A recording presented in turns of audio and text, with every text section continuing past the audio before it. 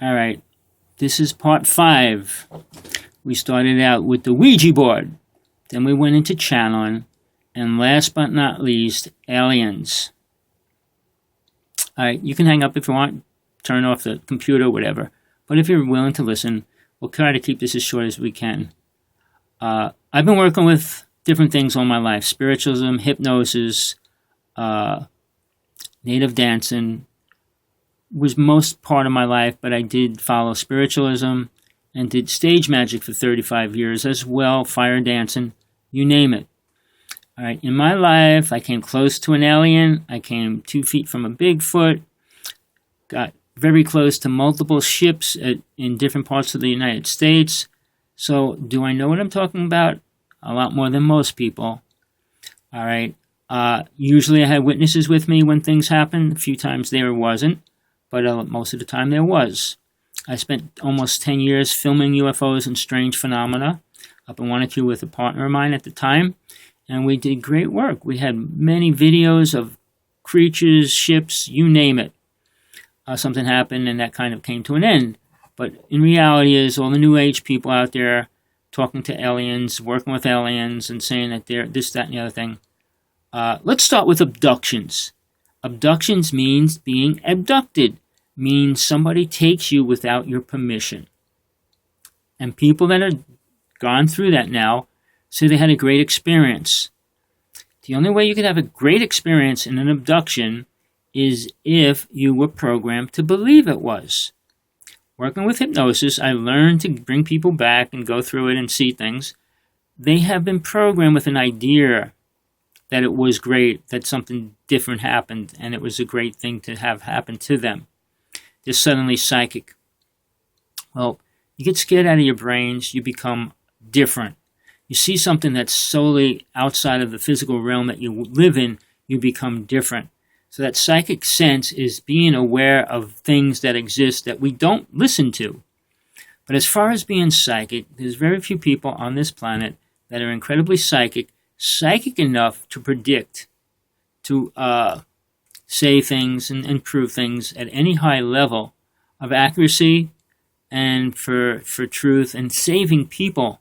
I mean, if you prophesize a bridge is going to blow up or fall down, collapse, whatever, and you save people from going across it, then it's a good thing.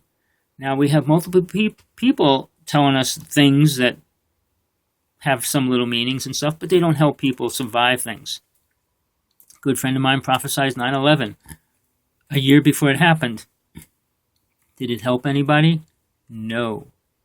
All right, if you're going to prophesize, and it's supposed to be something from God, it will be for a reason. God doesn't do things, or Spirit doesn't do things just to have fun, or just to entertain people. I mean, Noah's Ark, the story about it was real. Noah's Ark was found, and that's real. People don't want to even go into that because then it's, oh, well, that's religion. No, it's reality. It's what happened. Whether Noah was Christian, Jewish, whatever, he was told by something to create a boat. And he did. And he saved a whole evolution of the world. So when we talk about things, Sodom and Gomorrah, another story, kind of proven in many ways. Moses' story. There's stories. Parts of it could be true. Parts of it aren't. The Ark of the Covenant has been found. But you don't see much of that because why? Think of it. Think why the Ark of the Covenant's not in public display or being shown anywhere. It could be because of fear that maybe they're not spiritual enough to open it. And if they did, guess what? All the spiritual people would be able to do something and all the other ones might not. When they brought it to war, it killed people on both sides, not just the other army that they were fighting. So there's things that can help you realize more truth, and it's not called religion, it's called truth. Things that are real, things that have happened. Not the time frame, because mankind, science has no idea of time. Every time they try to date a city or a continent or anything, all these things, they're so wrong. They're so wrong about the human race coming from other creatures and coming to evolving into what we are. We were brought here as humans. And when people go into the DNA, which is the biggest thing now, oh, the aliens are playing with our DNA, the government's playing with our DNA. You can play with it. You're not going to be making super beings in general. The government has moved forward greatly in that. But as far as the aliens coming down, playing with our DNA, we're very much the same as we were in Atlantis. So to say that we DNA got screwed up, no. Ego got screwed up. Mind has got screwed up.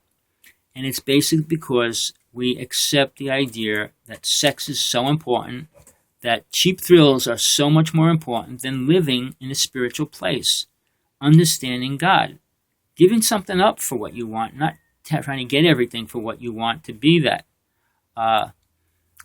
So where are we in this present moment? We're in a realm with no morals, destroying the planet, and Japan will do that pretty much in the next year. Are aliens going to come down and help us? Will great angels come down and help us? No, we're overpopulating in a bad way. Planet Earth is very big. We could supply food for everybody on this planet if we work together. Isn't that amazing? But we don't, and everybody, 94% of the planet, is starving. Why is that? It's called ignorance, ego, and money. And then you throw in sex, and then nobody has a reality that's based on anything true or anything beneficial for us as a human race. The native people are no different than the Chinese, Japanese, Aborigines. They're all people. They all try to survive. That's all any of them ever did. The native people survived. All right? The Aborigine tribes survived. They eat whatever they can. Does that make you spiritual? No, if you learn how to eat what you want and know that you need in your body rather than just eating, I got to survive, I got to eat whatever moves or whatever crawls around me, killing everything that moves. That's not becoming spiritual. So again, we're in a place where we think we're moving into this great ball of spirituality where love is going to take over the world and we're all going to be compassionate beings. Take a person in prison, tell them they're a compassionate being, and then put them out there and see what happens. How do you make people become something? Change the vibration around them? It destroys them. You raise a vibration, it interferes with your vibration, period. Take a harp or a nice instrument and play it. It soothes you. Take a certain high-pitched sound, could shatter glass. Play that same sound next to your eardrum and it'll blow your eardrums out. So yeah, vibration, if it increases, will affect the body to the point where it will destroy the body. Not that the body will instantly change to adapt to it. I mean, that's wishful thinking too. That we're just going to raise our vibration and become spiritual beings.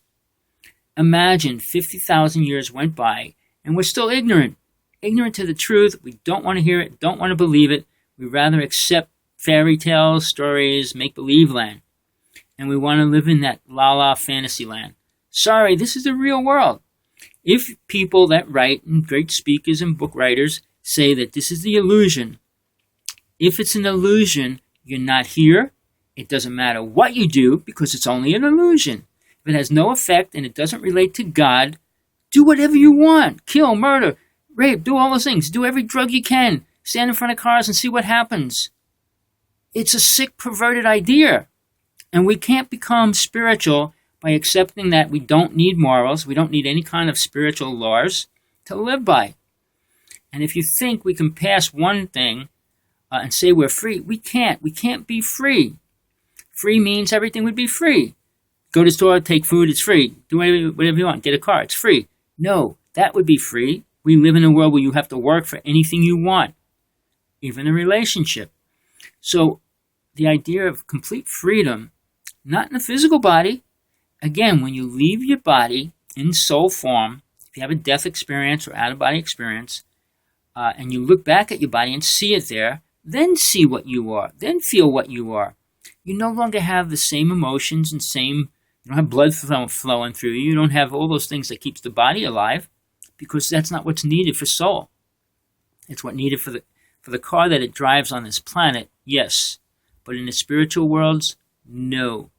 So you need to have an experience out of your body, and then you could start piecing together what soul is. Once you start learning what soul is, then you could start really debating and learning and understanding what God truly is. Not what man wants it to be or what man says it is.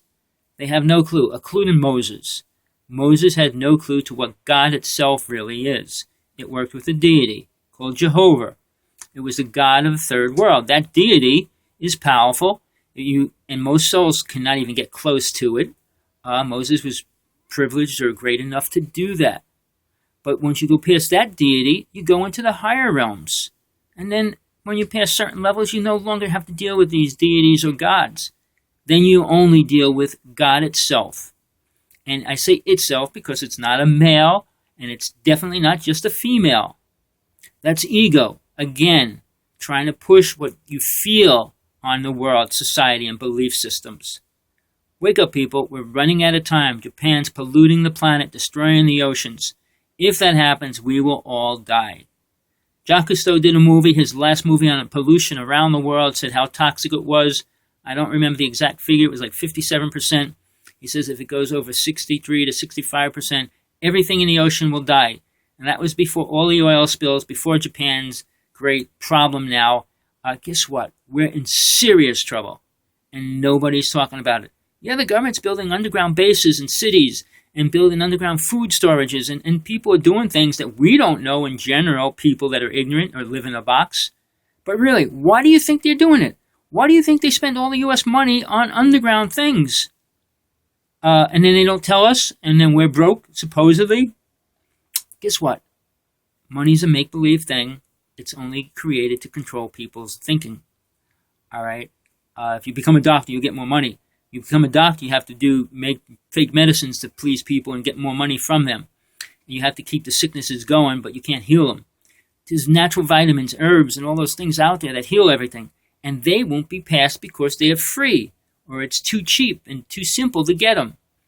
So people, as the world's being destroyed, tell them where you heard it, because I'm not a liar. I live my truth. I face my reality daily. And I don't run from what I know, and I don't think you should run from the truth, which all New Age people do. Mention something that's happening, and they run and hide. Even the paths that I studied, they were afraid to talk about other countries starving and other people, the abuse of children, and all those things, because they don't want the truth. The lie sounds so much better. No pain. We'll get everything. That sounds great. If you didn't have to work, who would work? If you could get all the money you want, why would you work? You wouldn't. Be realistic. Freedom. Free to do what? Free to follow God or free not to? That's what you have the freedom to do. Free to live spiritual, free to live programmed. But programming is so much easier. You don't have to work for it. You don't have to understand it. It's just there, and you'll be paid if you work hard enough, a little bit of money. So, please, start thinking about who you follow, who you give your money to, what psychic's going to give you a step to the spiritual realm. I'm not talking about a step forward in life, because your mind can play games for a while. No matter what you have, you could temporarily heal it or even heal it, but karma comes back and your sickness will come in another way. You don't make karma disappear until you pay it off. Forgiveness for sins is the biggest crock, and Jesus did not teach that. Sorry, people. Jesus didn't say, go out and don't come back next week and I'll heal you again. Never said that. Prove it. Show it. Me. Anywhere in any Bible. Jesus never said that. Why? Because I was there. All right. You heard it here first. Love and light, people. May you search for your soul awareness, to become aware, to start searching for the truth. Peace.